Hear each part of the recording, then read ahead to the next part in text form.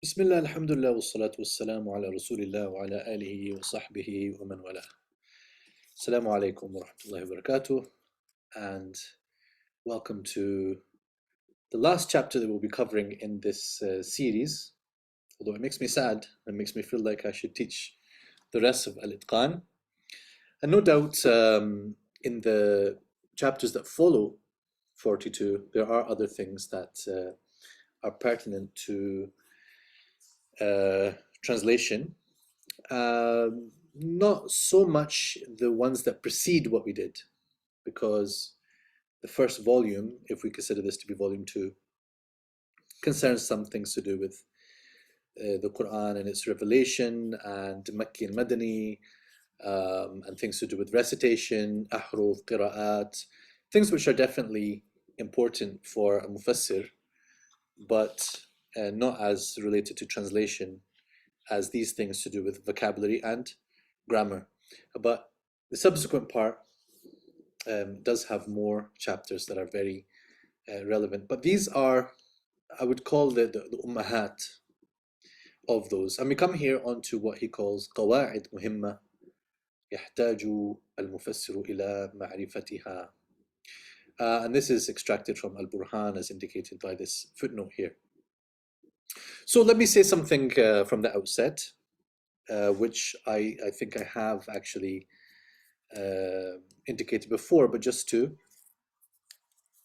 make this abundantly clear, that what we are studying here are usul of tafsir, right? What we are studying in this whole course of Al-Itqan is aspects of the language of the Quran, which itself is among the usul of tafsir.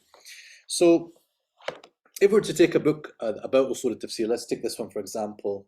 If people ask me, what is a book that I can read on usul al-tafsir, then I say, a book that you can read on usul al-tafsir is At-Tahrir by Sheikh Dr. Musa'ad al-Tayyar. And this is a recent book. It's not his first book in the subject, but it has been compiled sort of with a textbook style, and that makes it more conducive to use in universities and so on. So if you go through the chapters of this, you would see, first of all, Ta'rif Usul al-Tafsir, Tarikh Usul al-Tafsir. So this is not yet giving you the Usul al-Tafsir, but it's talking about Usul al-Tafsir, right? Which, is a necessary kind of introduction, because you should be able to locate and to contextualize the ilm that you're studying. Then Al-Fasl al-Thani, Masadir al-Tafsir.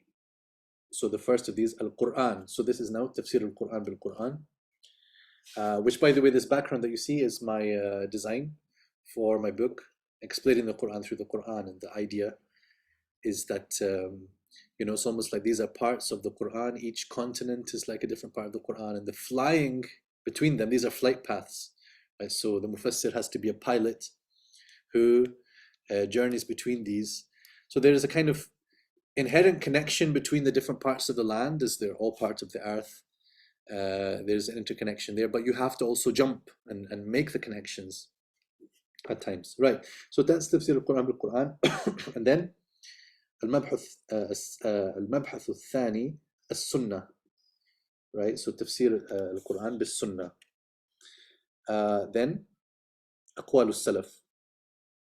So in structuring in this way, it is blatantly Taymiyan, but I'll qualify that by saying that this part from Muqaddimah fi Usul al-Tafsir of Ibn Taymiyyah, in which he says, if you were to ask about Ahsan Turuq al-Tafsir or Asah Turuq al-Tafsir, then the best way of interpreting the Quran is through the Quran itself.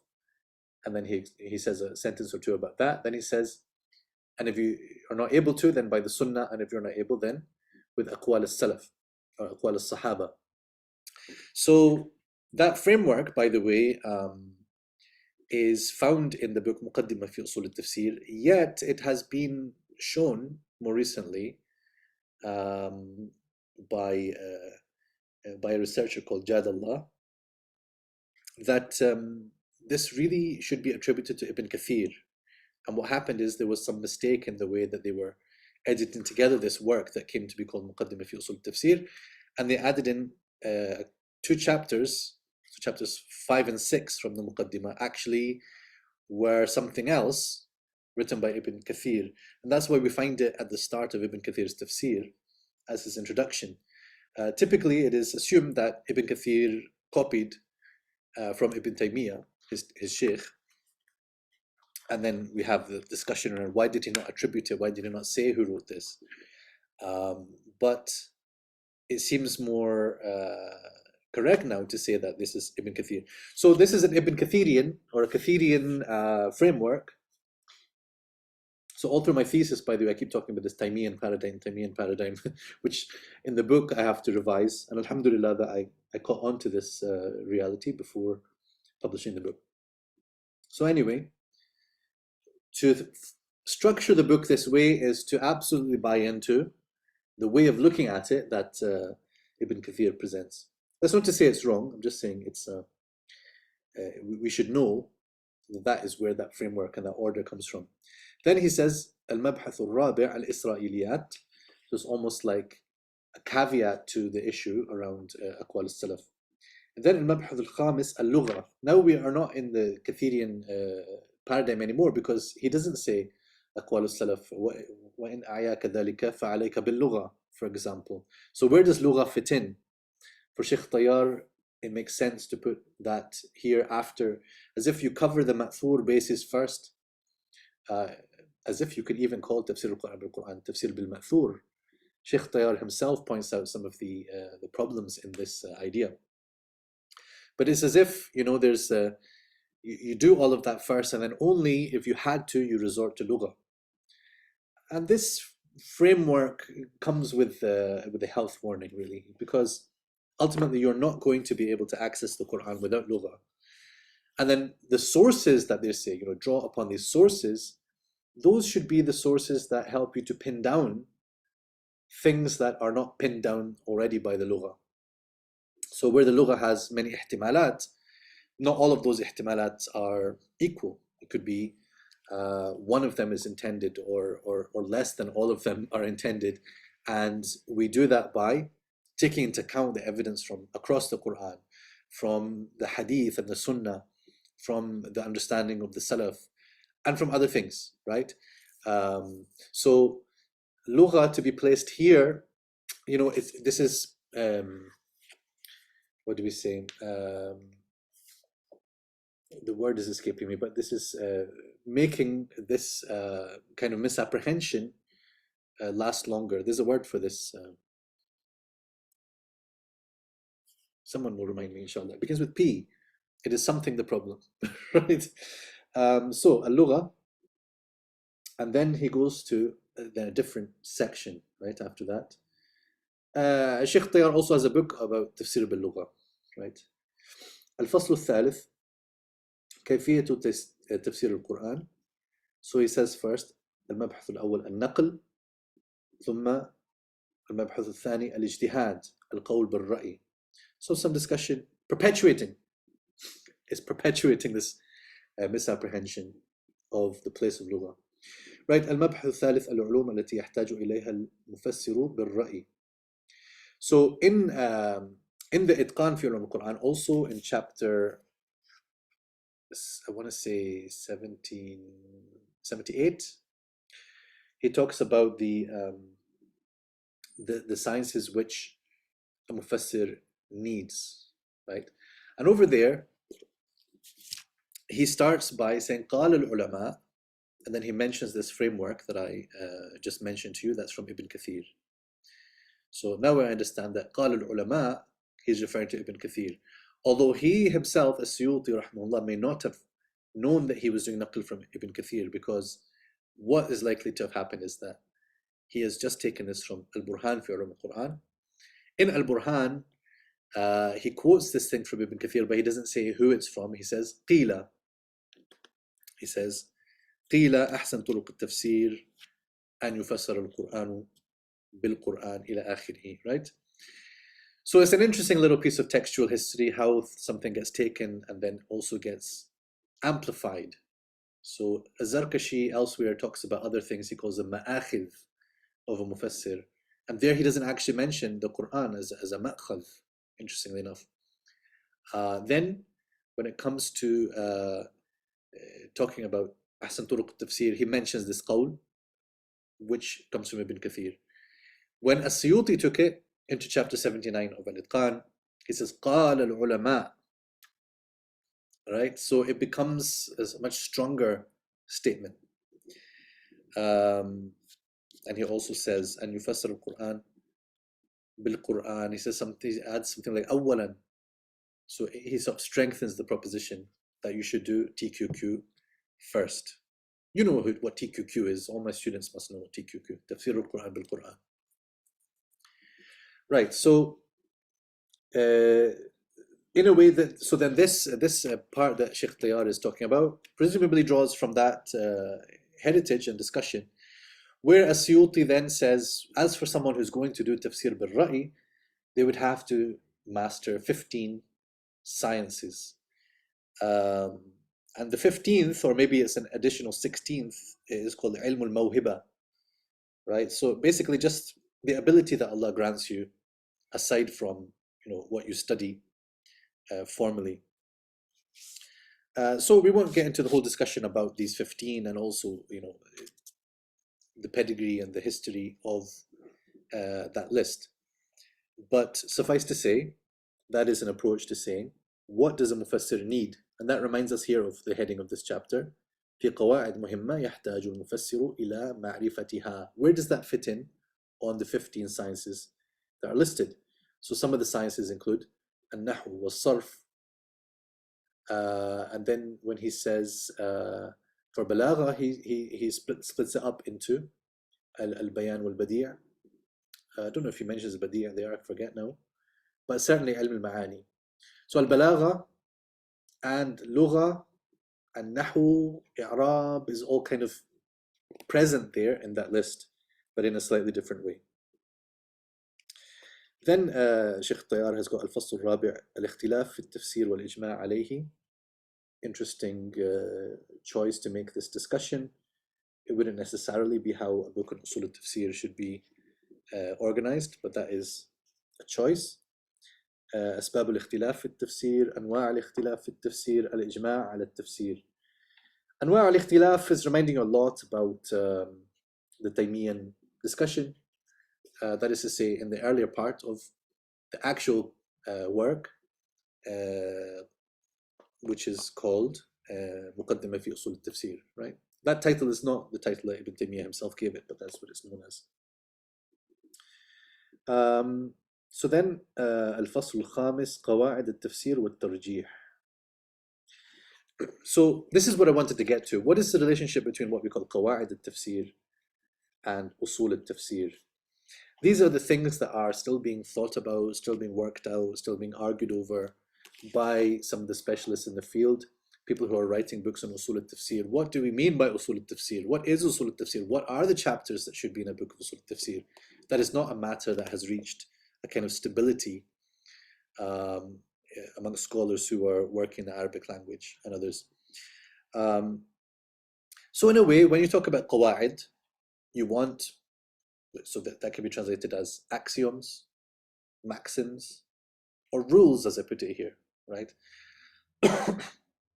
And it means things which, if you know them, you can then apply that rule to do tafsir.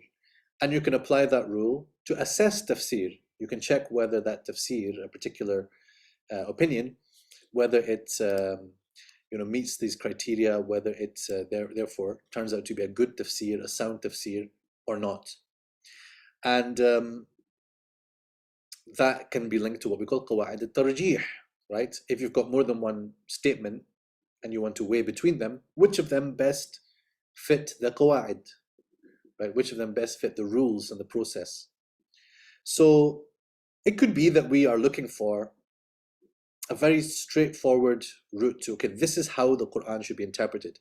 First you do this, then you do this, and you have to take into account this and this and this, and then you do this, and then this is the output. Bang, you've got tafsir, right? This is perhaps, too idealistic a notion.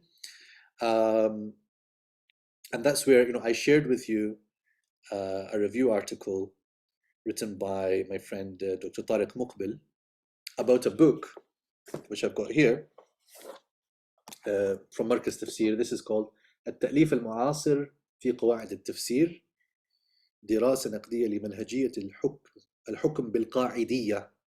Right?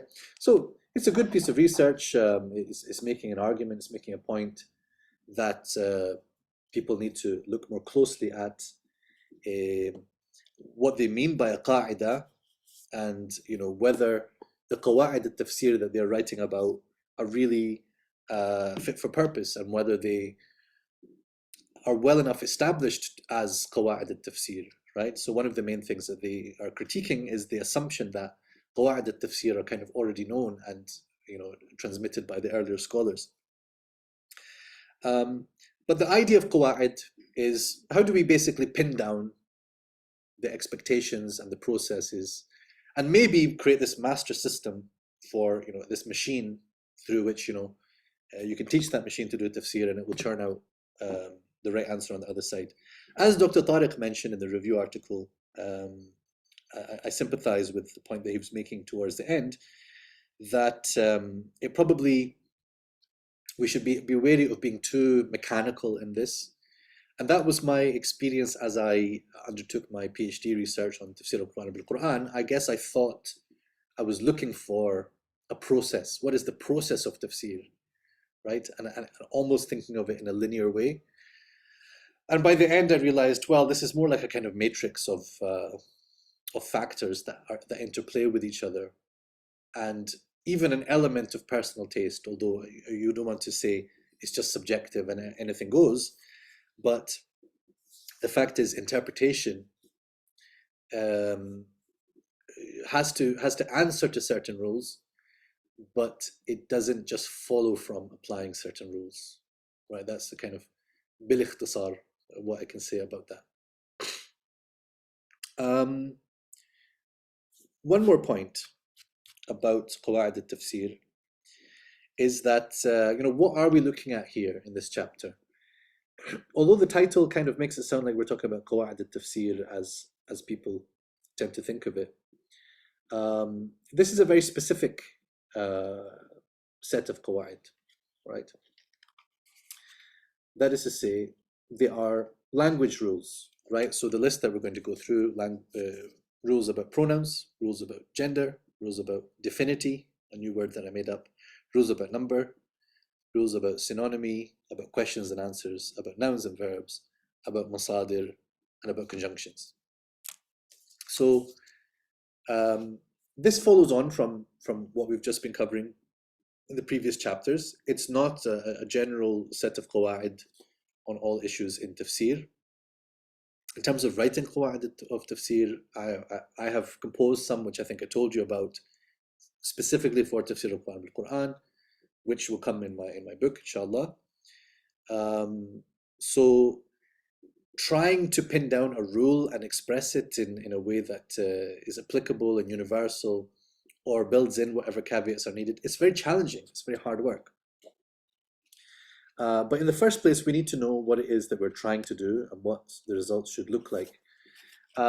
Sheikh Tayar's book, when it comes to Qawa'id, I have a lot of concerns, actually.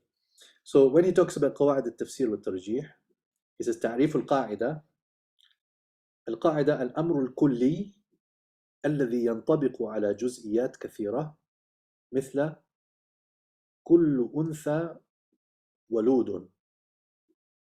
Interesting. I don't know why this example, but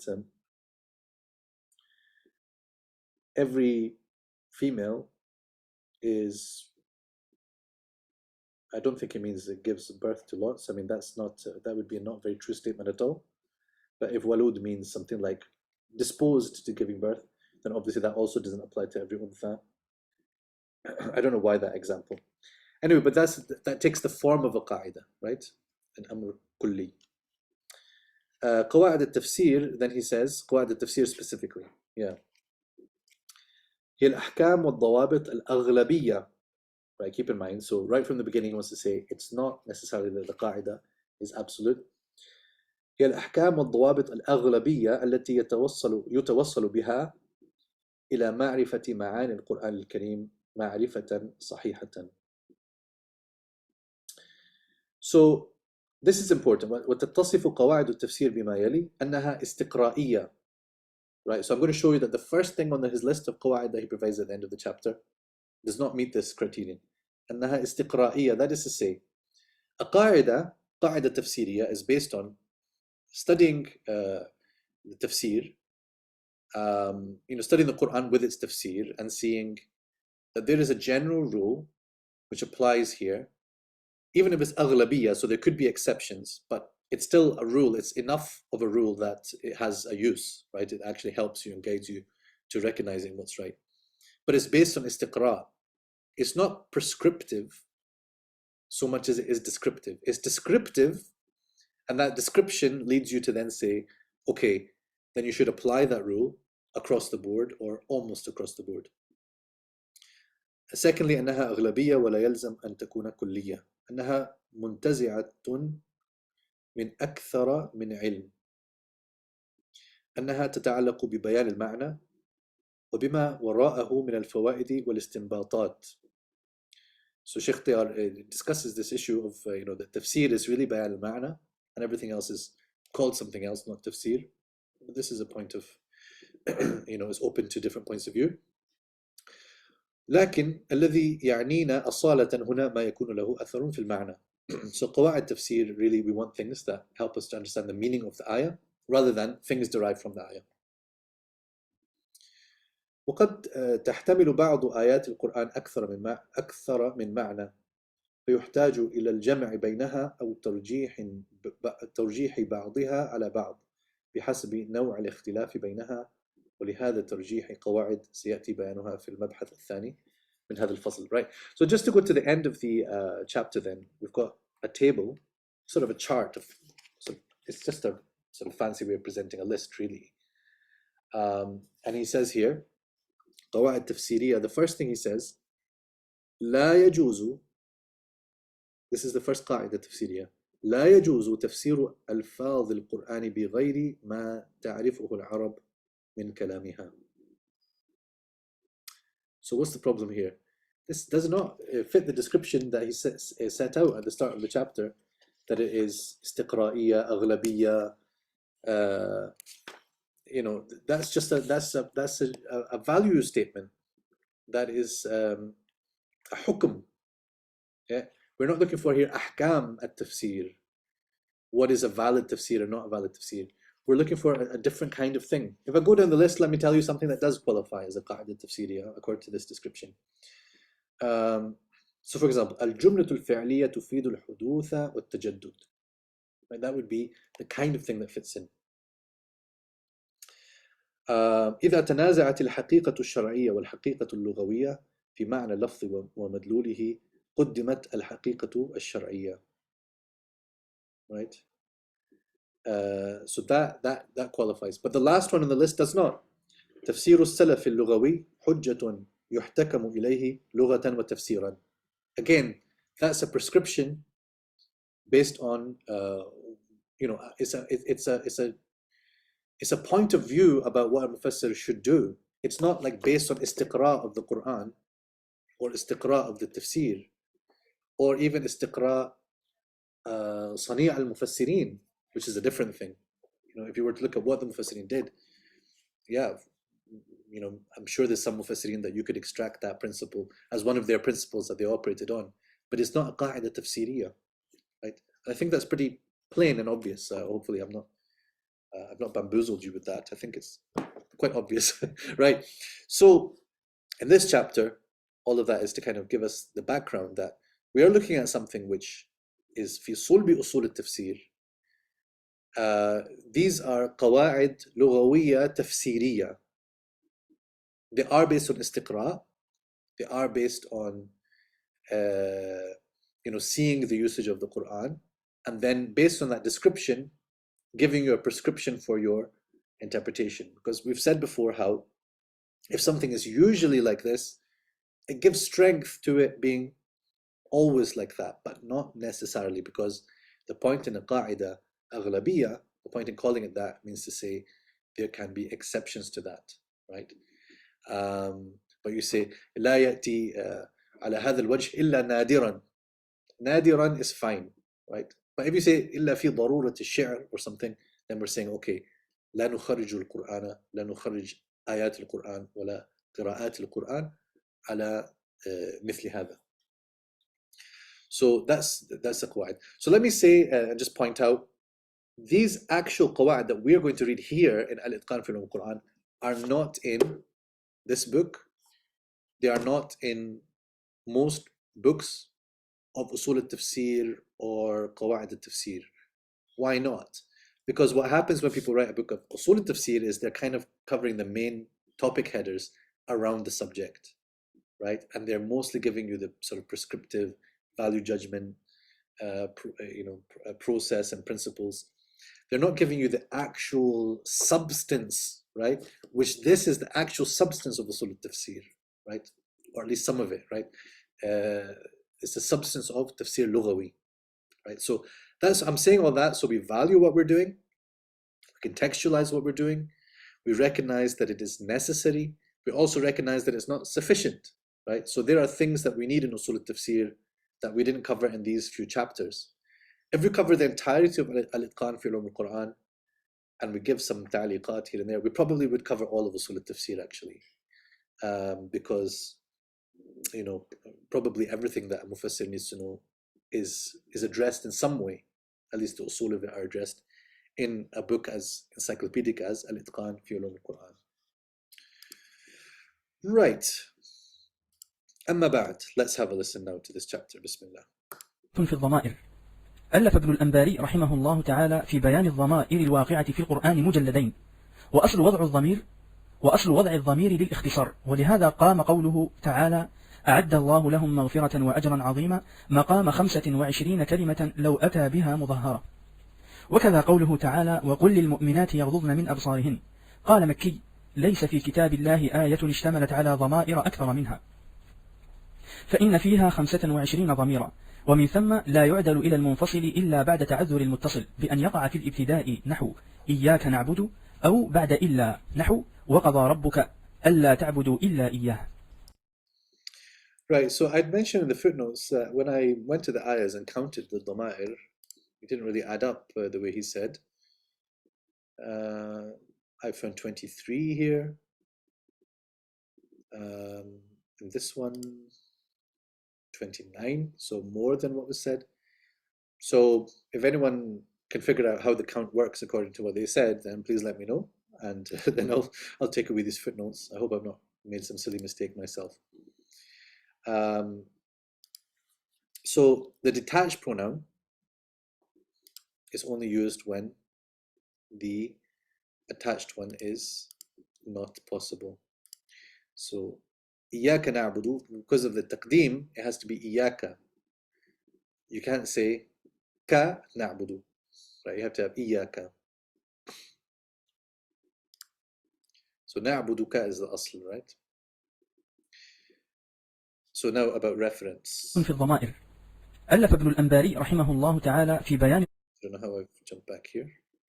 So we're probably about here. فإن فيها 25 ضميرا، ومن ثم لا يعد إياك نعبد، أو بعد إلا نحو وقضى ربك ألا تعبدوا إلا إياه.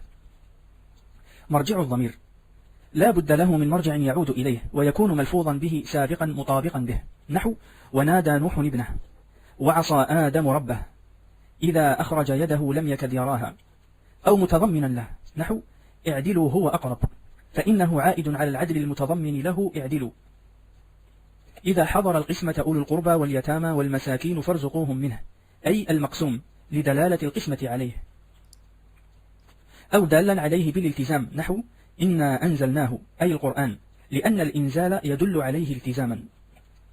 فمن عفي له من أخيه شيء فاتباع بالمعروف وأداء إليه، فعفي يستلزم عافيا أعيد عليه الهاء من قوله إليه، أو متأخرا لفظا لا رتبة مطابقا، نحو فأوجس في نفسه خيفة موسى، ولا يسأل عن ذنوبهم المجرمون، فيومئذ لا يسأل عن ذنبه إنس ولا جان، أو رتبة أيضا في باب ضمير الشأن والقصة ونعمة وبئس والتنازع، أو متأخرا دالا بالالتزام، نحو فلولا إذا بلغت الحلقوم، كلا إذا بلغت التراقي، أضمر الروح أو النفس لدلالة الحلقوم والتراقي عليها. وكذا قوله حتى توارت بالحجاب أي الشمس لدلالة الحجاب عليها. Right. So there are some slightly complex examples here. I'm just trying to see about the. So I said mutadamman. That might be appropriate, even though the word here is mutadamminan. So the point is here. So either the marji' is malfuzan bihi, like Nuhun is coming first, and then ibnahu is referring back to Nuhun, right? Rabbahu, the dhamir is preceded by, yeah. So the marji' is malfuzan bihi sabiqan, or the marji' is mutadammin له ملفوظا به متضمن له اعدلوا هو أقرب فإنه عائد. I think to be honest it should read أو متضمنا له, right? Because اعدلوا is متضمن ل العدل. So the اعدلوا is متضمن and the adl is متضمن له, right? That's the way I'm reading it. So I'm going to stick with what I put. I know nobody questioned me, but I question myself if nobody does it, right? So sometimes there's an implication. اعدلوا هو أقرب. What's the huwa referring back to? It's referring back to al-adl. Al-adl was not stated, but it's implied. Simple as that. اعدلوا al-adlu أقرب. Right? وإذا حضر القسمة فارزقوهم منه. So al-qisma is implying the word al-maqsoom. So otherwise you would see, you could say minha in a way to refer back to the qisma, but here that's not what's happening, because otherwise it would be minha. Al-maqsoom لدلالة القسمة عليه. إن أنزلناه, right? أي al-Qur'an, implied. فمن عفي له من أخيه شيء فاتباع بالمعروف وأداء إليه. عفي يستلزم عافيا وعيد عليه الهاء من إليه. وأداء إليه أي العافي. There's numerous ways of reading this sentence, actually, and I talk about that, and including Ibn Taymiyyah's very alternative kind of way in my paper, Fights and Flights, which I keep telling about, but literally half of that article is about this ayah, so there's a munasabah of mentioning it. Right. Sometimes the referent comes later. Now that's a bit odd and presents a challenge for translation. Look at that. فَأَوْجَسَ فِي نَفْسِهِ خِيفَةً مُوسَى. So how do we translate that? In order to demonstrate the point, I have to say, he conceived in himself a fear, did Moses. I'm sorry, that's a little bit, sounds like a Yoda translation. But that's in order to indicate what's happening in the word order in Arabic. Otherwise, there's no need to translate it in that way. Not asked concerning their sins are the criminals. On that day, not asked concerning his sin will be any human or jinn. The rhyme in that is pretty cool, though. So, Damir al-Sha'n and so on has been mentioned. Here, otherwise, sometimes, حتى tawarat bil-hijab, the common explanation is that, tawarat al-shams bil-hijab. There are different ways that this could be said, but typically this is an example of an implied subject. وقد يدل عليه السياق فيضمر ثقة بفهم السامع، نحو كل من عليها فان، ما ترك على ظهرها أي الأرض أو الدنيا، ولأبويه أي أبوي الميت ولم يتقدم له ذكر. وقد يعود على لفظ المذكور دون معناه، نحو وما يعمر من معمر ولا ينقص من عمره أي عمر معمر آخر. وقد يعود على بعض ما تقدم نحو يوصيكم الله في أولادكم إلى قوله فإن كن نساء وبعولتهن أحق بردهن بعد قوله والمطلقات، فإنه خاص بالرجعيات والعائد عليه فيهن وفي غيرهن. وقد يعود على المعنى كقوله في آية الكلالة فإن كانت اثنتين، ولم يتقدم لفظ مثنى يعود عليه. قال الأخفش لأن الكلالة تقع على الواحد والاثنين والجمع، فتثني الضمير الراجع إليها حملا على المعنى، كما يعود الضمير جمعا على من حملا على معناها. I think there's a good section here about الحمل على المعنى واللفظ, right? There's going to be a good discussion of that. You know, the poet, my poet friend Mustafa Al-Qabbani made one of these jokes that people make about gender identification and all that stuff. He said that nowadays if someone falls off the ship, you should not say man overboard, because you shouldn't assume their gender. So I said to him in reply, well, maybe I meant man overboard. ومن يصلح للمفرد والمذكر للمذكر والمؤنث وكذلك الجمع, right? So it applies to he and she, and it applies even to they and them. So man overboard is fine, right? So here these ayat, you can take them as points for deeper study, right? Deeper study, because the fact that they come up in this discussion means that there's something interesting about them from a pronoun perspective, and that invites you to look at the ayah more deeply, to look at the tafasir, to notice what questions are being asked and what type of answers are being given, right? So here you might have never noticed anything about it, anything that invites pondering. وَمَا يُعَمَّرُ مِن مُعَمَّرٍ وَلَا يُنْقَصُ مِنْ عُمُرِهِ. Like, in what sense can it be understood that this person is either, if he's mu'ammar, he's given long life.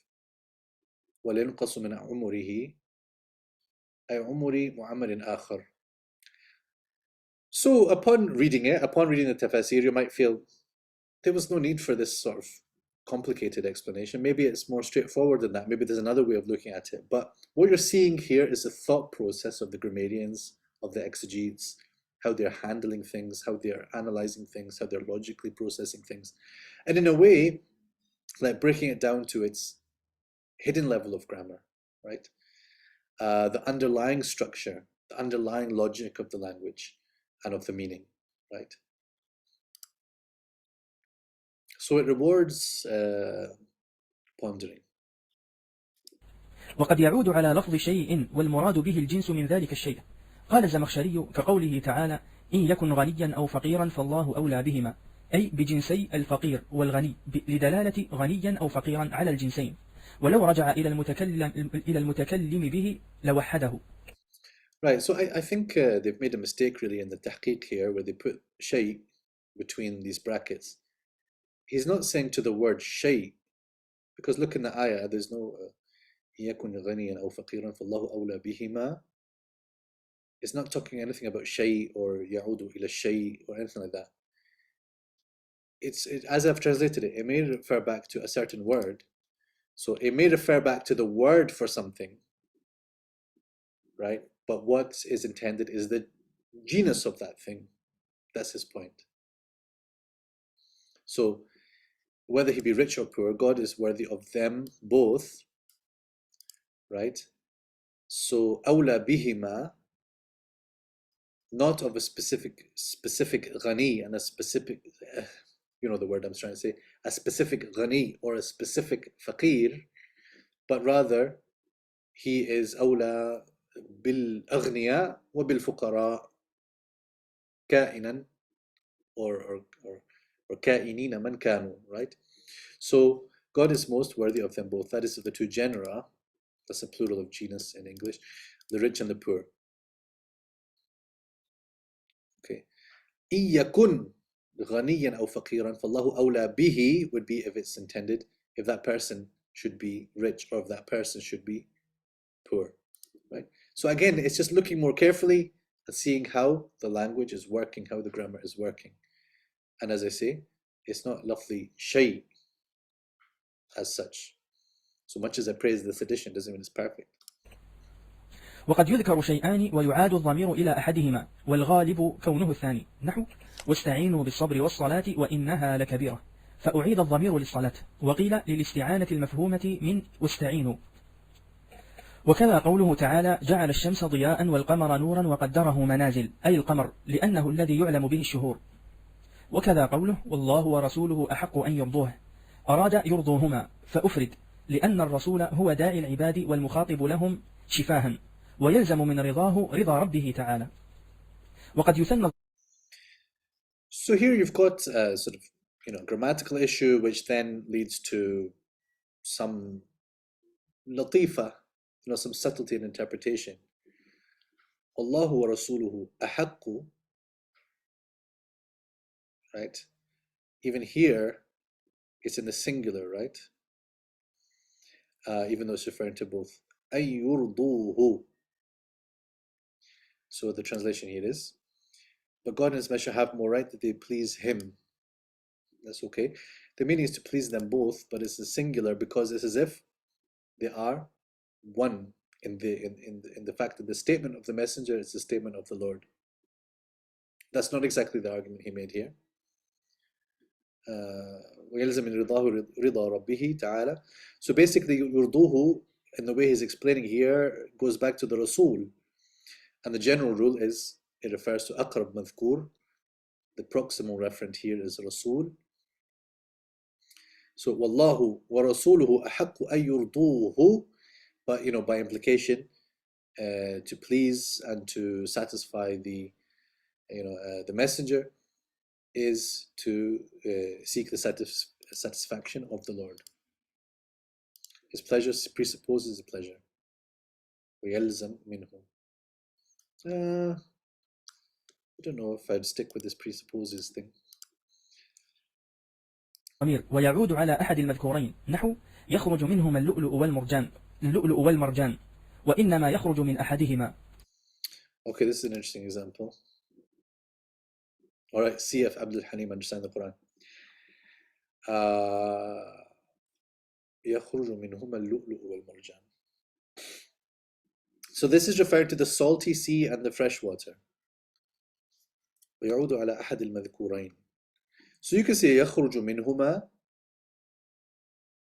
and you don't intend from each one of them, right? So after mentioning the two types of water, from them, but if it comes from one of them, it's still coming in a way from the majmur of the two seas. You see the point?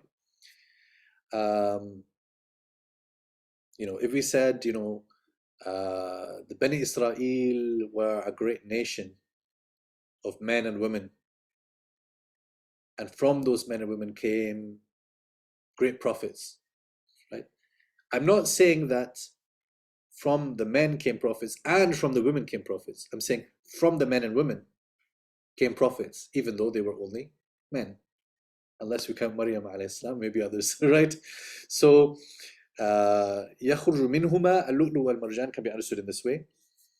Or you can actually recognize that there is such a thing as freshwater pearls. Okay. And this can be related then to other questions, like, for example, which ayah do they refer to when they're asking about whether there are messengers from among the jinn? I'll see if I can remember which ayah I'm thinking of here. Let me pause the recording while I do this. Okay, so this is still a draft that I'm working on in the Tafsir al-Quran bil-Quran, study of Surah Al-An'am.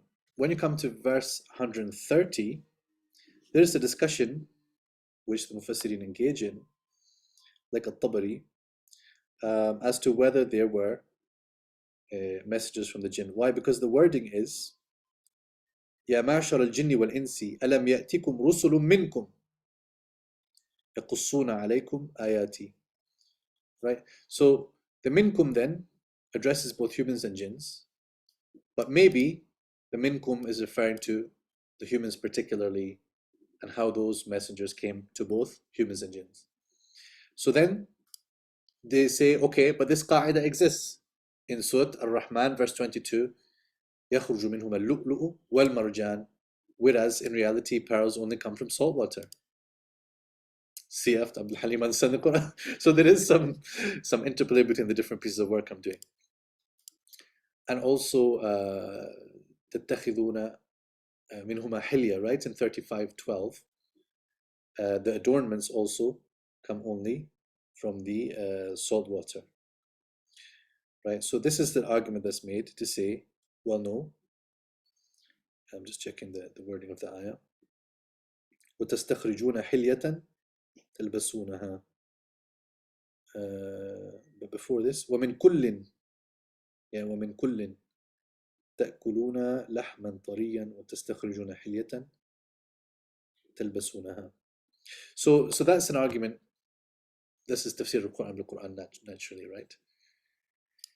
Ibn Kathir further supports the negating view that there are messages from among the jinns by citing these verses.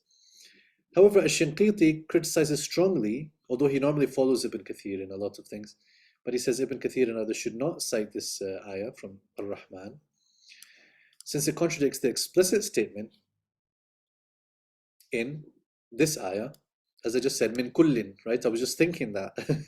Of course, I wrote this once upon a time, so I should know it, but I forget. So I think about it freshly, yeah? Fresh water, fresh thought.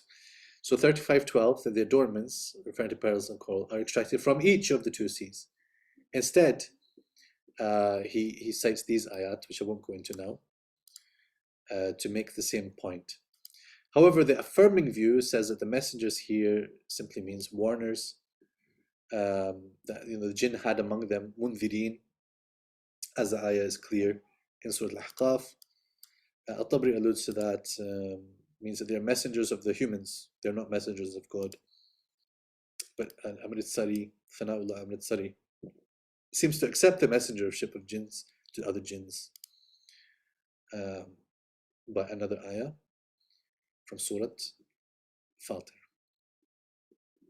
Okay. Well, that's the kind of the origin notes, and then this is how I presented it in the thesis, actually, right here. So, little preview of what you will find in the book, although, that's already reflected in the thesis. So that's to show you how a certain thing, if it's observed in an ayah, then becomes, okay, now that's a rule that I can then appeal to when I'm trying to establish something in another ayah. We've seen that many times. This is a nice, clear example of that. That maybe a pronoun is referring to more than one thing, but it's only intended to refer to one of them.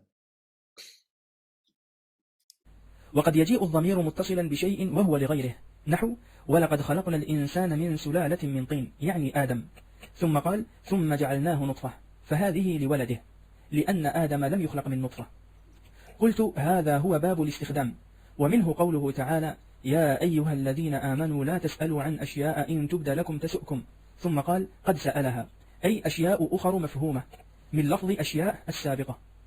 وقد يعود الضمير على ملابس ما هو له، نحو إلا عشية أو ضحاها، أي ضحى يومها، لا ضحى العشية نفسها، لأنه لا ضحى لها.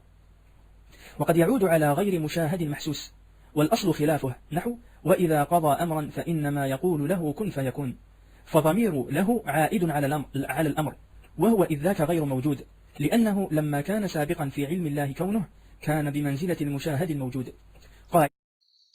Okay, so I won't go into the details here, but naturally, in order to translate a piece of text like this, and this applies, across this whole project that I've been sharing with you, but particularly I feel it here, you've really got to understand what he's saying about these ayat before you can even attempt to write a translation for this discussion, right? So, الترجمة فرع الفهم.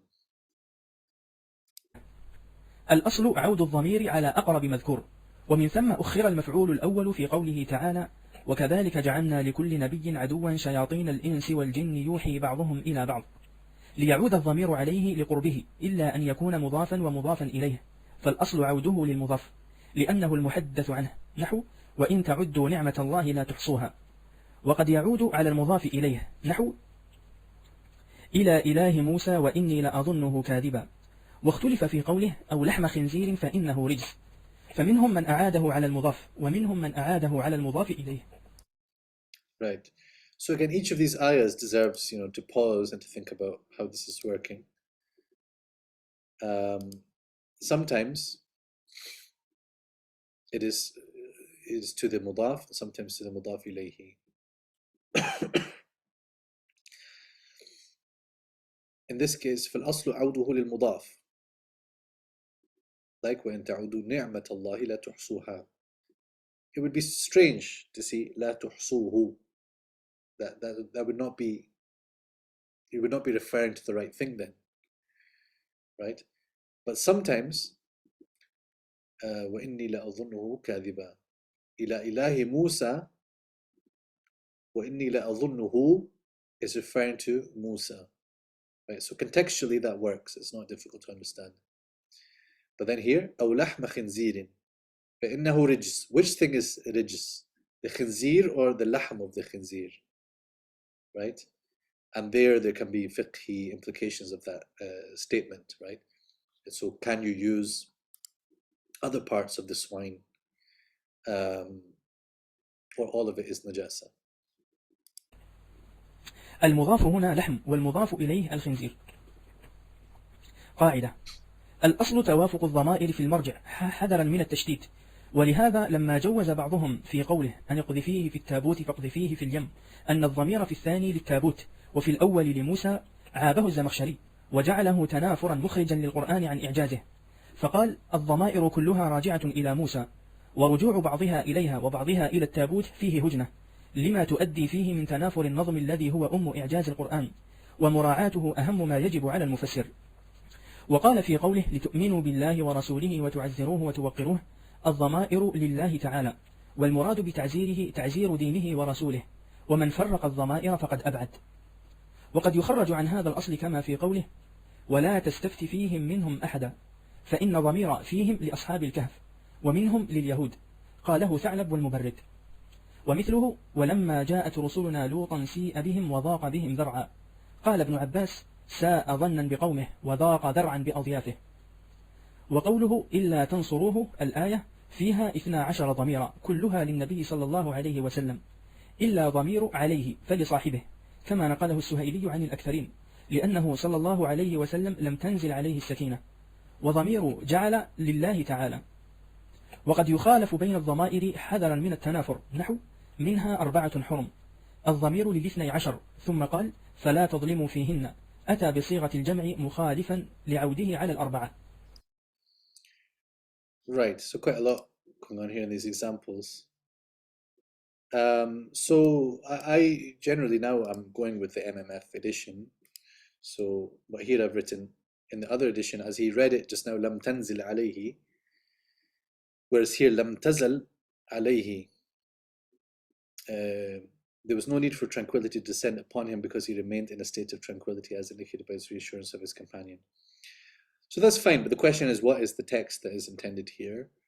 لم تزل عليه السكينة, he was constantly in a state of sakina, and therefore it did not descend. I mean, so the meaning can be understood either way. Here, this famous ayah, وَتُعَزِّرُوهُ وَتُوَقِّرُوهُ وَتُسَبِّحُوهُ بُكْرَةً وَأَصِيلًا. So here لِتُؤْمِنُوا بِاللَّهِ وَرَسُولِهِ وَتُعَزِّرُوهُ وَتُوَقِّرُوهُ. Some of them have said all of that refers to God. Some have said, well, تُعَزِّرُوهُ وَتُوَقِّرُوهُ is for the Prophet ﷺ, and then تُسَبِّحُوهُ has to go back to Allah, and it's tricky. What you can take from this is, there is a kind of conflation here between, your act of support, your act of, defense of the Messenger ﷺ is you are you were striving in the sake of Allah subhanahu wa ta'ala, and there's no difference. So you can make a kind of extraction from this, right? So then, but the basic point is, what do we first understand it? And then when we translate it, that's going to make a difference to whether we put a capital H or a small h. That's if we're observing that distinction in English, right? That you support him, honor him, glorify him. So, Zamakhshari, isn't it, is saying we should not split up the Dama'ir, right? Here, أنقذي فيه في التابوت فقذي فيه في اليم. So, is it cast him into the chest? Again, in translation, there's a difference in him and it. In the Arabic, it's okay, you can get away with this. Cast him into the chest, then cast it into the river. That's according to some of the Mufassirin. And I like it, I don't find anything problematic, but Zamakhshari does not like it, but it's fragmentation. أنقذي فيه في التابوت فقذي فيه أي فقذي في موسى بتابوته أو فقذي في التابوت بموسى جعله تنافرا مخرجا للقرآن عن إعجازه. As for some being from Moses, some suggest the defective fragments of structure, which is based on inimitability. Okay, so he's defending here a qaida, an asl, which you don't want to then get into a chaotic situation with dhama'ir. I have a slightly unusual dhamir theory. Do you want me to share it with you? We've got quite a lot to get through. But I have a theory which I can share to you. It sort of involves something like fragmentation, but not really.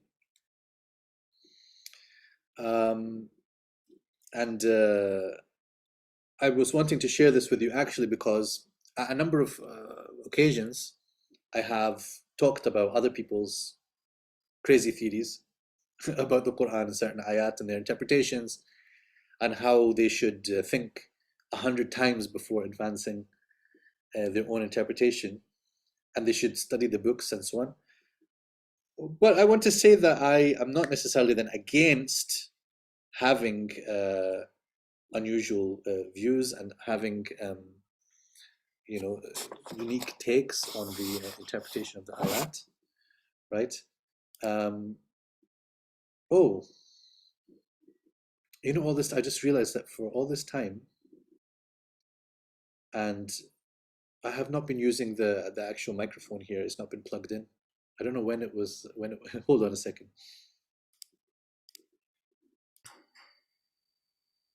Okay, so I'm hoping that the sound is actually better than it was before, but I'm told by the students who are here that it was fine before as well.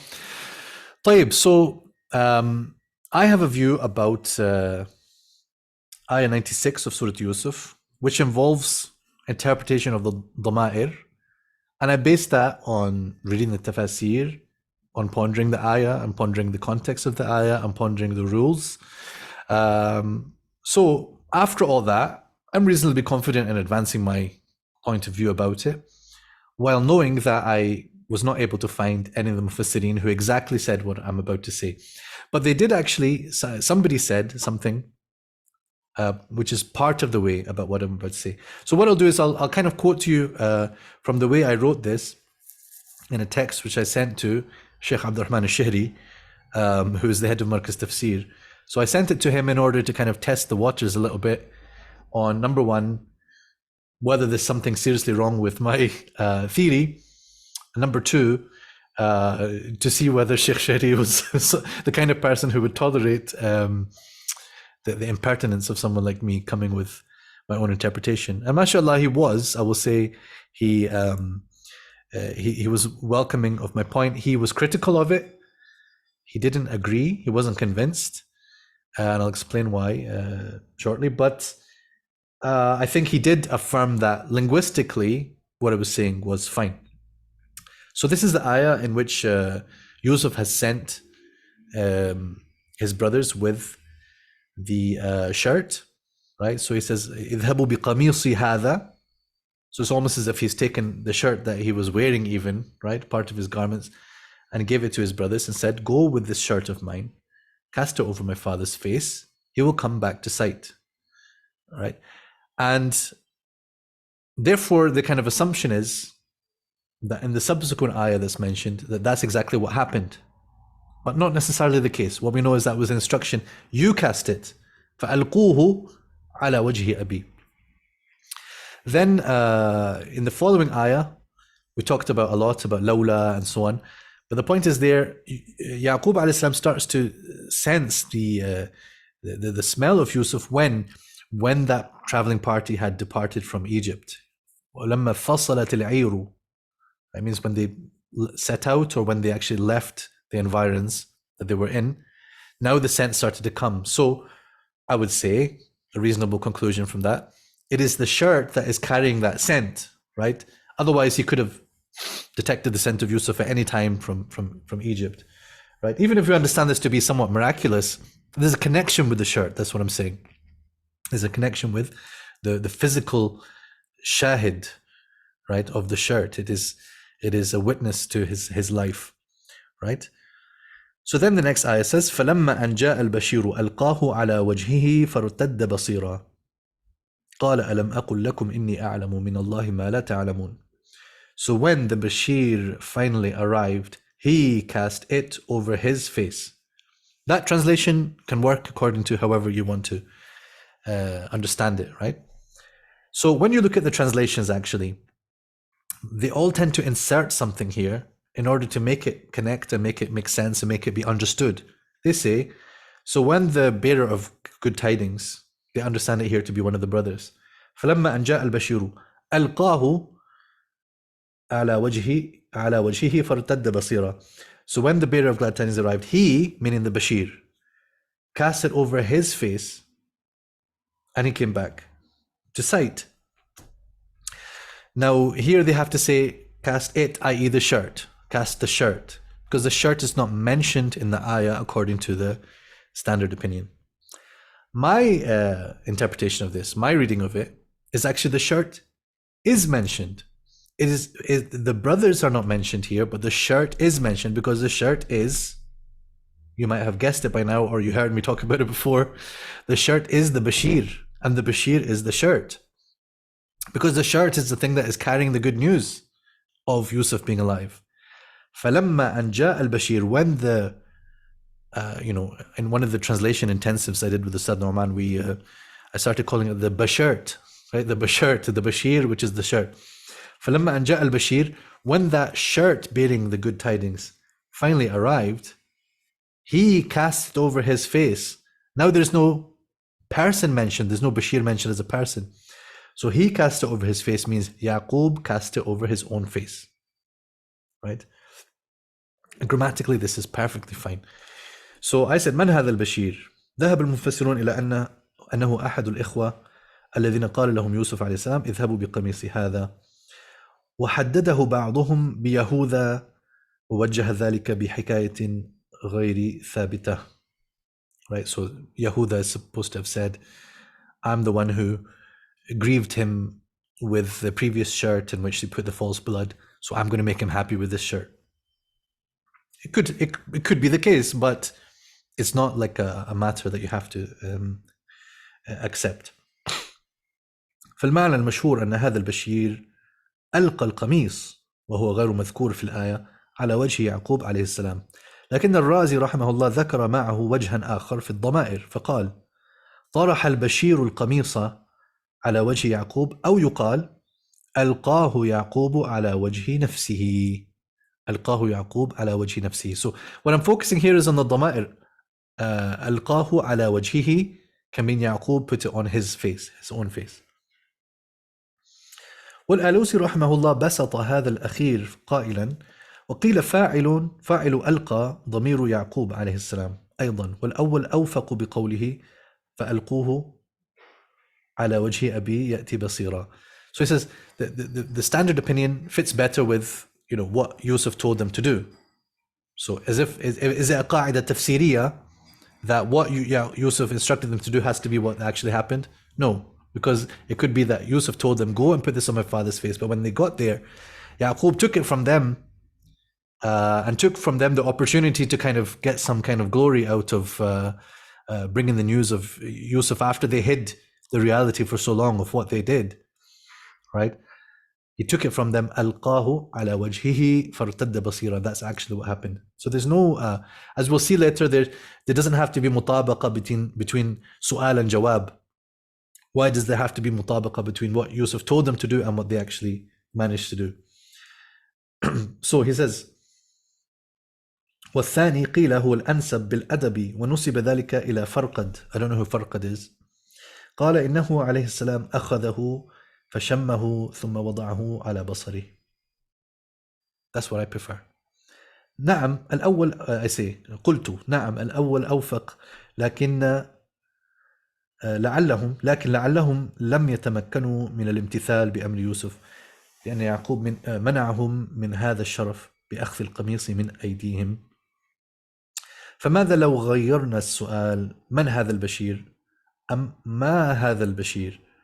لعل القميص نفسه هو الذي أطلق عليه هنا البشير، مما يقوي ذلك أن القميص فعلا هو الذي حمل البشارة بحياة يوسف عليه السلام، ولذلك كان فور خروجهم من مصر حاملين القميص أن يعقوب شم رائحة ابنه الحبيب، فكان عليه السلام ينتظر مجيء هذا البشير، ولما وصل إليه أخذه ليشم ريح يوسف عن قرب وأن يتشفى من خلال الفرحة بالتيقن من حياته وقرب اللقاء به.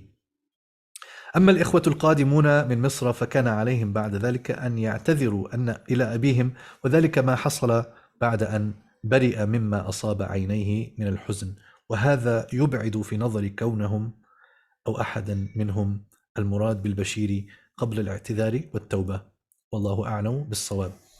So, as an example of, theorizing something that the Mufassirin didn't necessarily say before. It doesn't change anything radical and dramatic, but it actually has a substantive difference in meaning and difference in how we understand the story then, or this little nukta in the story. And Sheikh Shihri was kind in his remarks, but he basically said a couple of things. One, the siyaq goes against this. وأنا أقول, I think the siyaq supports it in reality. And he also said that the word Bashir has a very standard understood meaning in their context. Someone, when a traveling party gets to a certain town, they send out somebody to go and give the news that they are coming. So that may be the case. And that may be the case also in the Sheikh's own awareness and culture and knowledge. That's fine. But it doesn't mean it's necessarily what is described here. And actually the Mufassirun didn't tend to say, actually some of them did say Al-Bashir is in the singular because it's referring to one of them who went ahead. So they do say that.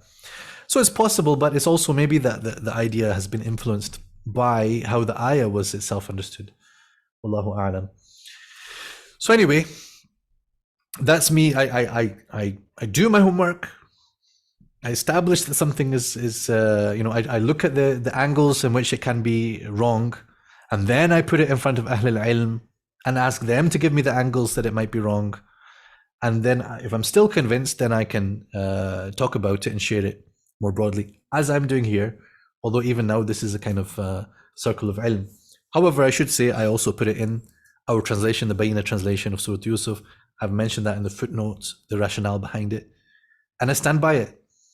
But there you go. That's me saying to you that it is okay, in my view, in my belief, to have a different point of view, but you have to back it up. You have to do the work. ضمير الفصل ضمير بصيغة المرفوع مطابق لما قبله تكلما وخطابا وغيبة إفرادا وغيره، وإنما يقع بعد مبتدأ أو ما أصله المبتدأ وقبل خبر كذلك اسما، نحو وأولئك هم المفلحون، وإنا لنحن الصافون، كنت أنت الرقيب عليهم، تجدوه عند الله هو خيرا، إن ترني أنا أقل منك مالا، هؤلاء بناتي هن أطهر لكم، وجوز الأخفش وقوعه بين الحال وصاحبها، وخرج عليه قراءة هن أطهر بالنصب. وجوز الجرجاني وقوعه قبل مضارع، وجعل منه إنه هو يبدئ ويعيد، وجعل منه أبو البقاء ومكر أولئك هو يبور. ولا محل لضمير الفصل من الإعراب، وله 3 فوائد.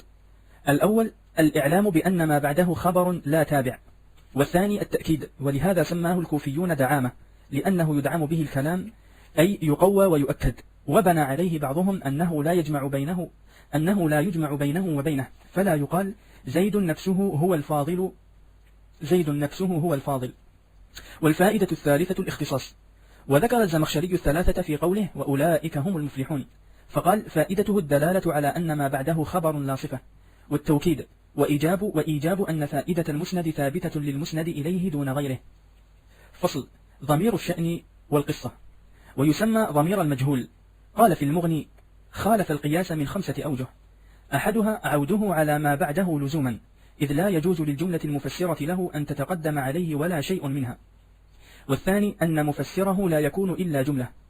والثالث أنه لا يتبع بتابع، فلا يؤكد ولا يعطف عليه ولا يبدل منه. والرابع أنه لا يعمل فيه إلا الابتداء أو ناسخ. والخامس أنه ملازم للإفراد.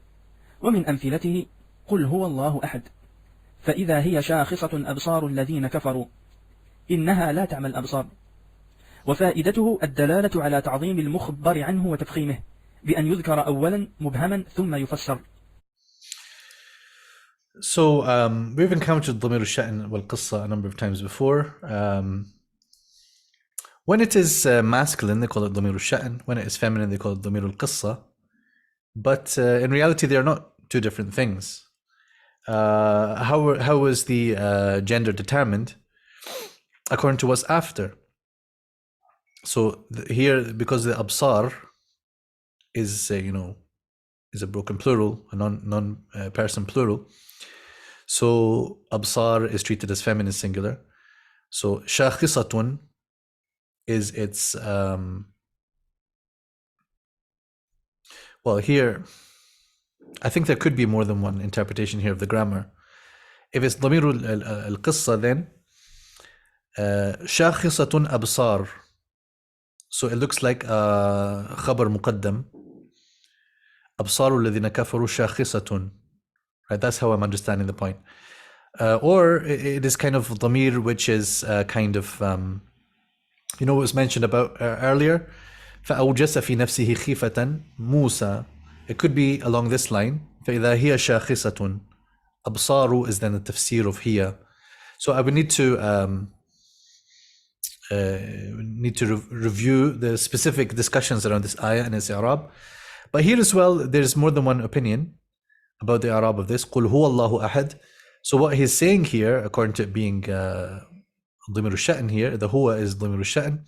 So Allahu Ahad is a mubtada and khabar by itself. Allahu Ahadun. And then huwa is just to say it is the case that. It is the case that. It is true that. Something like that. So ضمير الشأن والقصة is the same thing according to what the rest of the sentence. إنها لا تعمى الأبصار. So al-absar will give us again like this, absar, a feminine singular. So لا تعمى, إنها لا تعمى, right? So for the munasaba, if we make the ضمير الشأن, make it feminine, so then we can call it ضمير القصة. And then there's a kind of iddia, if you like, grammatically, that it means هو أي الشأن أن الله أحد. الشأن الله أحد. القصة لا تعمل أبصار. But don't take this too seriously. So I'm trying to say to you, sometimes they give you this kind of taqdeer, and it's just a way of giving you the rough idea of the type of meaning that it has. So it is the case that I translated sha'an and qissa as the same, in the same way. تنبيه. قال ابن هشام متى أمكن الحمل على غير ضمير الشأن فلا ينبغي أن يحمل عليه. ومن ثم ضعف قول الزمخشري في قوله إنه يراكم أن اسم إن ضمير الشأن، والأولى كونه ضمير الشيطان، ويؤيده قراءة وقبيله بالنصب، وضمير الشأن لا يعطف عليه. قاعدة: جمع العاقلات لا يعود عليه الضمير إلا بصيغة الجمع، سواء كان للقلة أو للكثرة، نحو والوالدات يرضعن والمطلقات يتربصن. وورد الإفراد في قوله تعالى أزواج مطهرة، ولم يقل مطهرات. وأما غير العاقل فالغالب في جمع الكثرة الإفراد، وفي القلة الجمع، وقد اجتمع في قوله إن عدة الشهور عند الله 12 شهرا، إلى أن قال منها 4 حرم، فأعاد منها بصيغة الإفراد على الشهور وهي للكثرة. ثم قال تعالى فلا تظلموا فيهن، فأعاده جمعا على 4 حرم وهي للقلة. وذكر الفراء لهذه القاعدة سرا لطيفا، وهو أن المميز مع جمع الكثرة هو ما زاد على 10 لما كان واحدا وحد الضمير، ومع القلة وهو 10 فما دونها لما كان جمعا جمع الضمير. قاعدة. So I'm not going into the details here, but to a certain extent, this is like just to recognize the language of the Quran. It doesn't have necessarily an impact on interpretation, but there could be examples where it affects interpretation because you know about the possibilities within Quranic language and usage. So this is related to a couple of things: Jam'u al-qilla wal-kathra, and referring back to the Jama' or to the to the mufrad. So this is related to the next. No, not the next. Number 4, the 4th set of rules in this chapter, which is about number. Okay, here's the thing about man. Yeah, man overboard.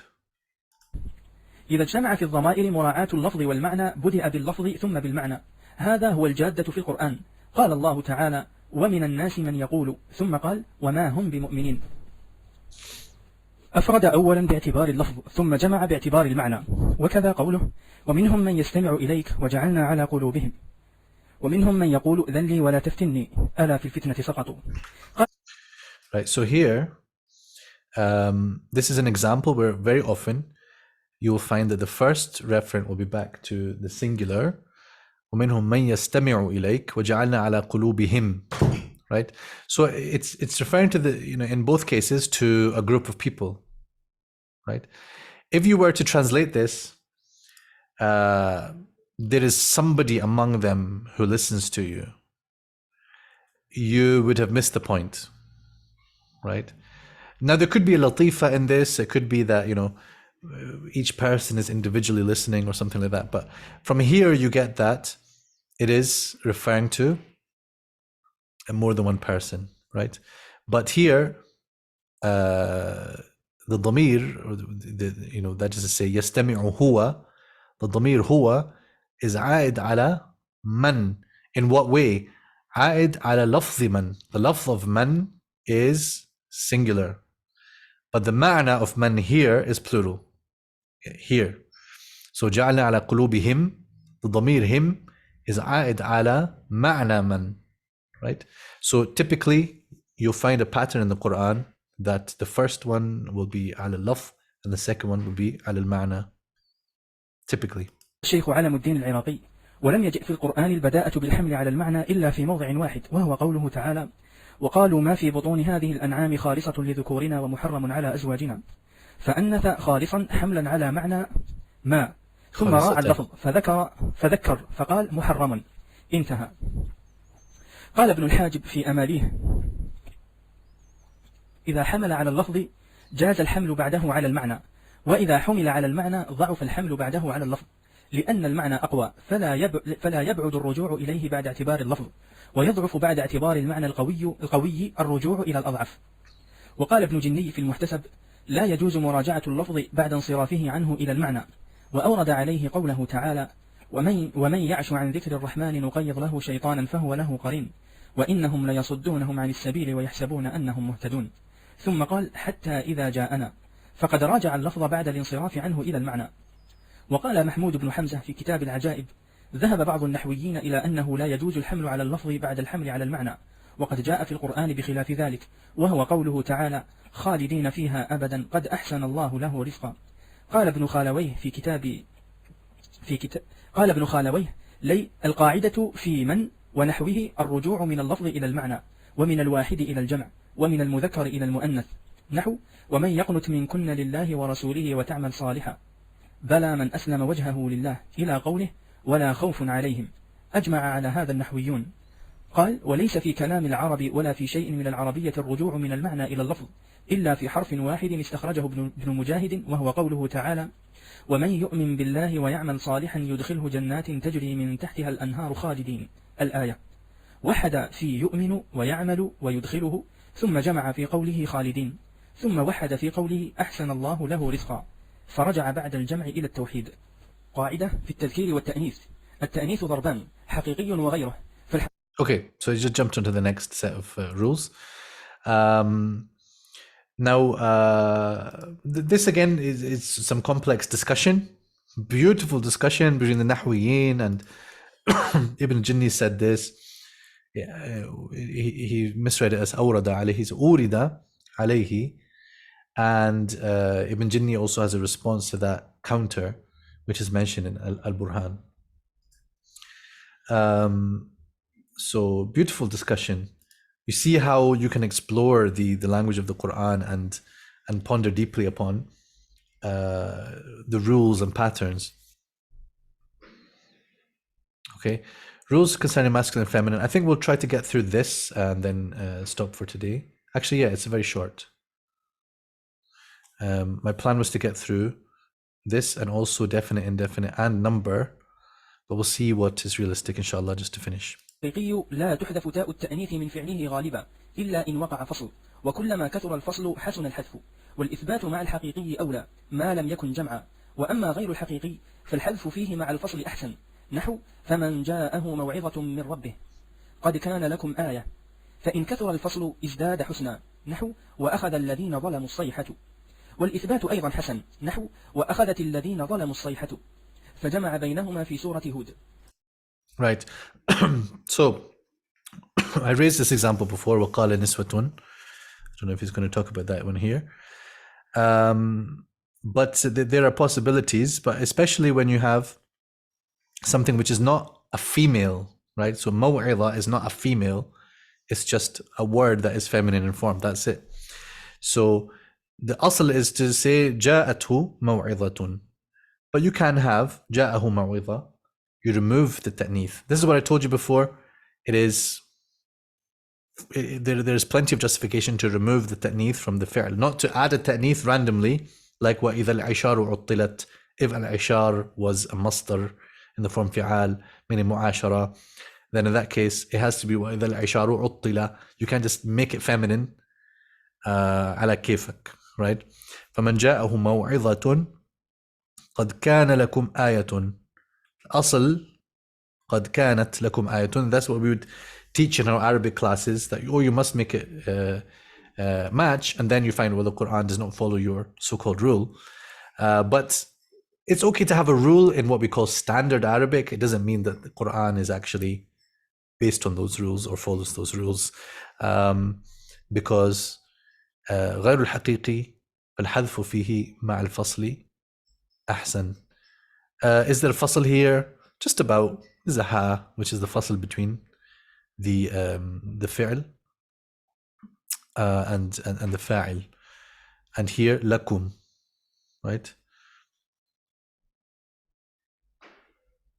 وأشار بعضهم إلى ترجيح الحذف واستدل بأن الله قدمه على الإثبات حيث جمع بينهما ويجوز الحذف أيضا مع عدم الفصل حيث الإسناد إلى ظاهره فإن كان إلى ضميره امتنع وحيث وقع ضمير أو إشارة بين مبتدأ وخبر أحدهما مذكر والآخر مؤنث جاز في الضمير والإشارة التذكير والتأنيث كقوله تعالى قال هذا رحمة من ربي فذكر والخبر مؤنث لتقدم السد وهو مذكر وقوله تعالى فذلك برهانان من ربك ذكر والمشار إليه اليد والعصا وهما مؤنثان لتذكير الخبر وهو برهانان. Right. So قال هذا رحمة من ربي. It's not so in your first class of Arabic you learned هذا باب هذه سبورة, right? So هذه ساعة هذا معلم. So you can have the ishara matching the mushar ilayhi, and that makes sense, but it also makes sense if you say هذا الشيء باب وهذا الشيء ساعة. So if I said هذا ساعة, although it doesn't sound so good, but in some context that kind of thing makes sense. Like قال هذا رحمة من ربي, أي هذا السد رحمة من ربي, right?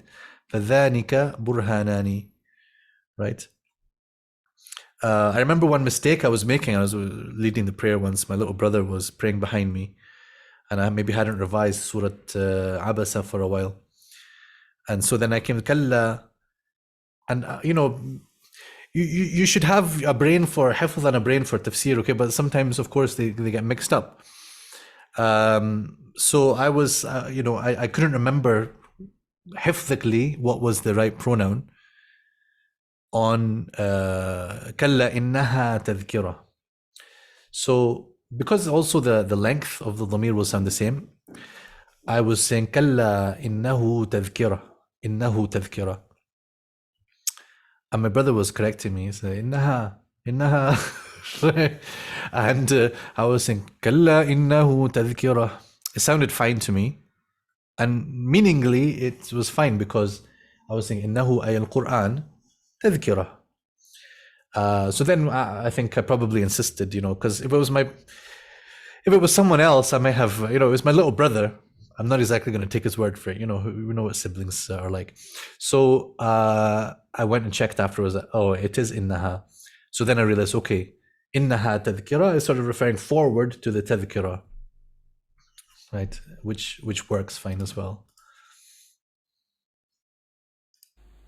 وكل أسماء الأجناس يجوز فيها التذكير حملا على الجنس والتأنيث حملا على الجماعة، كقوله أعجاز نخل خاوية، أعجاز نخل منقعر، إن البقر تشابه علينا، وقرئ تشابهت علينا، السماء منفطر به، إذا السماء انفطرت، وجعل منه بعضهم جاءتها ريح عاصف، ولسليمان الريح عاصفة. وقد سئل ما الفرق بين قوله تعالى فمنهم من هدى الله ومنهم من حقت عليه الضلالة، وقوله فريقا هدى وفريقا حق عليهم الضلالة، وأجيب بأن ذلك لوجهين: لفظي وهو كثرة حروف الفاصل في الثاني، والحذف مع كثرة الحواجز أكثر، ومعنوي وهو أن من في قوله من حقت راجعة إلى الجماعة وهي مؤنثة لفظا بدليل ولقد بعثنا في كل أمة رسولا. ثم قال ومنهم من حقت عليه الضلالة أي من تلك الأمم، ولو قال ضلت لتعينت التاء والكلامان واحد، وإذا كان معناهما واحدا كان إثبات التاء أحسن من تركها لأنها ثابتة فيما هو معناه. وأما فريقا هدى الآية فالفريق يذكر ولو قال فريق ضلوا بغير تاء، ولو قال فريق ضلوا لكان بغير تاء، وقوله حق عليهم الضلالة في معناه فجاء بغير تاء. وهذا أسلوب لطيف من أساليب العرب أن يدعوا حكم اللفظ الواجب في قياس لغتهم إذا كان في مرتبة كلمة لا يجب لها ذلك الحكم. So every now and again as we're going through, I remember some post or other from the internet which violates some of these rules. So I remembered now. How does this relate? There was one where somebody did this scientific miracle thing. An-Nahl verse 69. Somebody said, a miracle which shows the divine origin of Qur'an, as in Surah An-Nahl verse 69. Qur'an stresses that in the individual female bee there are abdomens, i.e. more than one stomach, which in Arabic is butuniha. The ha points to a single female bee. Butuniha. He's saying, basically this is all wrong, okay? The person is an Arabic speaker, native speaker of, whatever a native speaker of Arabic means these days. Egyptian, I think. But the point is, there's rules, there's grammar, there's books that we go back to. He says, Butuniha points to a single female bee. It's got multiple stomachs. If the plural of the word abdomen was meant to refer to the female bees, i.e. multiple bees, then the plural feminine pronoun, hunna, and it's actually written hunna, hunna would be connected to the verb butuniha. That clearly shows, biza'mihi, that the noun stomach is plural and the pronoun used is for third person feminine singular, meaning feminine singular. This thing that a female worker bee has multiple stomach portions not known until very recently, Only this one fact is enough for any person to believe in the divine origin of the Quran. My brothers in Allah, my sisters in Allah, please do not support this deen with weak and bogus arguments. So I started to comment on this. I said, notice how the singular feminine pronouns start immediately with ittakhidhi. And you can tell from the meaning that it's addressing all bees, not a single one that has to dwell in all these places. وَأَوْحَى رَبُّكَ إِلَى النَّحْلِ أَنِ اتَّخِذِي. It's not one bee it's talking about. The النحل is ismu jins jam'i, right? Here I'm referring back to this issue here, right? Look at these two. This is very interesting.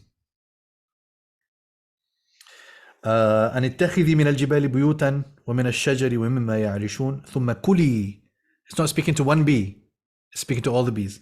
ثم كلي من كل الثمرات فاسلكي سبل ربك ذللا يخرج من بطونها. That's referring back to the nahl, all the nahl, not one bee, one nahla called nahla. My child's got a book called An-Nahla to Nahla, right? So it's not just talking about Nahla by herself. It's talking about An-Nahl. وَأَوْهَى رَبُّكَ إِلَى النَّحْلِ أَنِ اتَّخِذِي يَخْرُجُ مِنْ بُطُونِهَا. It's their bellies, clearly. Okay?